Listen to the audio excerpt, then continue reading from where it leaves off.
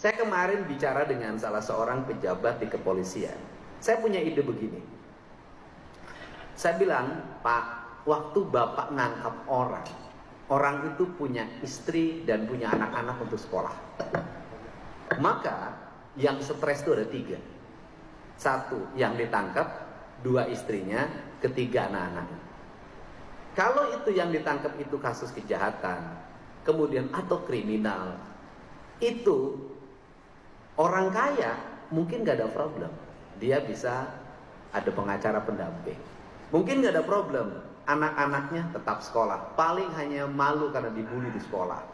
Istrinya masih bisa makan, masih bisa ke salon. Pertanyaannya adalah, ketika yang ditangkap itu masyarakat miskin dan dia mencuri atau melakukan kejahatan untuk menutupi kemiskinannya, maka itu bencana sosial. Maka saya memutuskan, saya bilang, ketika nanti saya dilantik jadi gubernur, saya akan meminta pada seluruh aparat penegak hukum ketika menangkap masyarakat, ekonominya ekonomi lemah, maka harus disesekkan kepada bupati, kepada wali kota, kepada kepala desa dan lurah, dan termasuk kepada gubernur. Untuk apa? Kami akan turun menemui keluarganya. Selama ditahan, kami akan jamin kehidupannya. Ini problem. Sehingga saya katakan bisa jadi suaminya ditangkap, istrinya jadi PSK.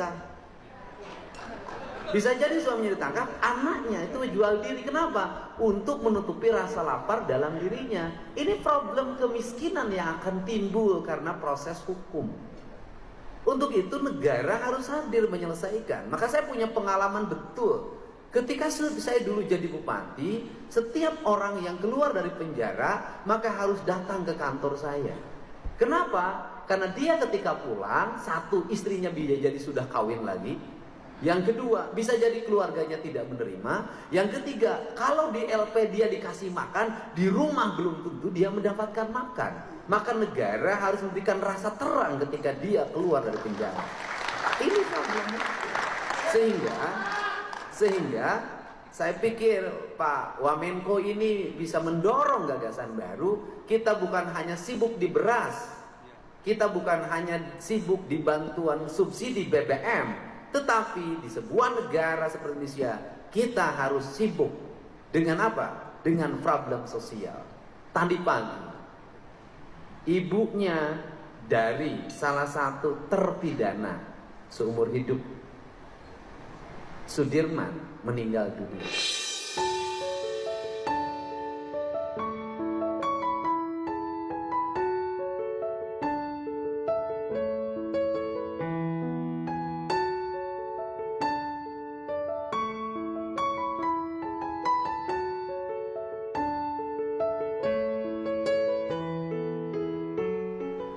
Pertama saya di WA, ketika masuk rumah sakit dia nggak punya BPJS. Saya katakan udah masuk umum saja.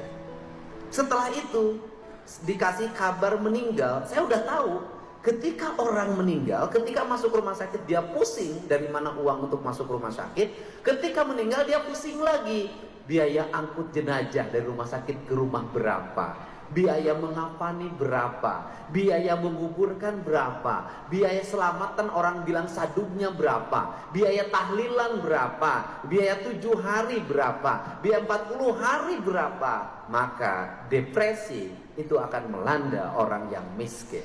Semua peristiwa adalah rasa sakit. Untuk itu saya termasuk orang yang concern terhadap ini. Akan 2 hal yang akan dilakukan ke depan.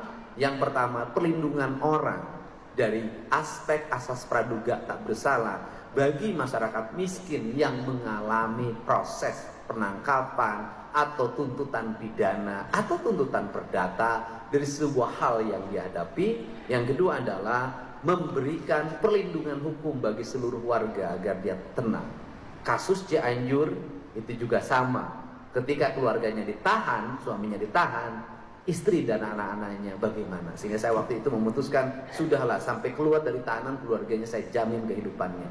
Ini banyak kasus seperti ini. Yang berikutnya adalah kasus yang paling menonjol hari ini waktu adalah hak atas tanah. Hari ini memang investasi berjalan, tetapi di balik itu juga banyak orang yang hari ini mengatasnamakan investasi, kemudian dia mendapat hak guna usaha dari negara atas tanah yang dimiliki dan dikuasai oleh negara, kemudian menggusur orang-orang yang sudah puluhan tahun tinggal di sana. Itu juga problem baru lagi. Kenapa? Ketika mereka digusur dari tempat tinggalnya, mereka harus pergi kemana? Di situ bernegara berlaku tidak adil. Orang yang baru datang mendapat hak pengelolaan, orang yang puluhan tahun tinggal di sana terusir. Ini problem. Mungkin bukan hanya di Jawa Barat, di berbagai tempat. Untuk itu mudah-mudahan pertemuan hari ini kita bisa memberikan jalan yang terbaik bagi upaya membangun rasa keadilan di masyarakat. Dan saya, walaupun hak hakim adalah hak yang mandiri, hak yang independen, atau hak otonom yang tidak bisa diintervensi siapapun, tapi saya yakin doa Fauto bisa segera putusan Mahkamah Agung terhadap 7 terpidana segera turun dan mudah-mudahan bebas. Karena publik selalu bertanya pada saya, Kang Deddy Mulyadi sudah jadi gubernur, ai pembunuh pina irah rek bebas. Nah ini saya bilang itu kan hakim bukan saya. Dan ini yang saya sampaikan, dan pada akhirnya orang yang bekerja dengan ikhlas, penuh keyakinan, membela kebenaran, saya yakin Tuhan akan selalu memberikan jalan keselamatan. Tapi orang yang menzalimi, orang yang mengkriminalisasi, walaupun dia bebas hidupnya, tapi hatinya dia tidak merdeka dan tersiksa.